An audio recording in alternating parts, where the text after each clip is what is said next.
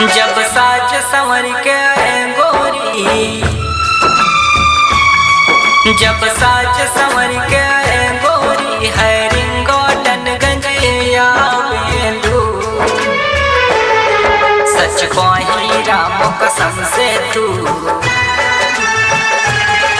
सच कही राम कसम से तू हमरे दिलवा के भावेलू। सच कही राम कसम से तू हमरे दिलवा के भावेलू। जब साज संवर के गोरी है रिंगोटन गंजिया बेलू। सच कही राम कसम से तू हमरे दिलवा के भावेलू। सच कही राम कसम से तू हमरे दिलवा के भावेलू। जब साज संवर के गोरी है रिंगोटन गंजिया बेलू।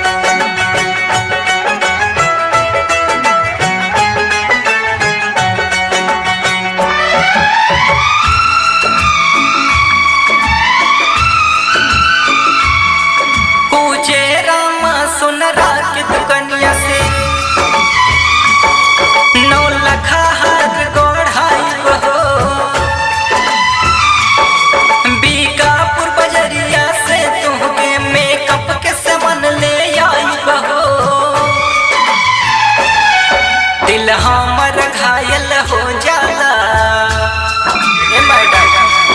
दिल हमर घायल हो जाला होठ लाली जब तू लगावेलू। सच कही राम कसम से तू, सच कही राम कसम से तू हमरे दिलवा के भावेलू।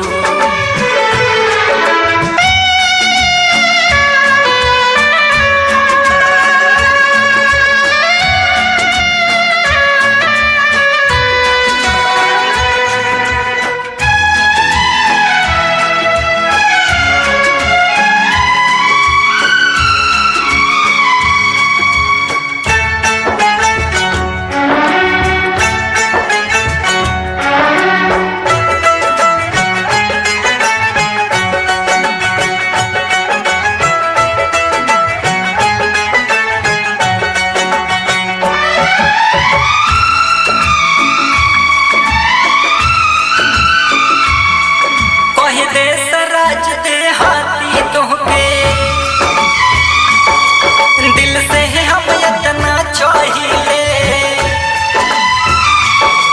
रोज सुबह शाम दुआ कोई के रब से हम तोहके मांगिले।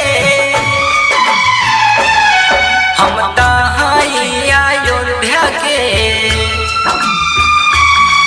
हम ताई अयोध्या के, हम ही से तू अखिया चुरावेलू। सच कही राम कसम से तू, सच कही राम कसम से तू हमरे दिलवा के भावेलू।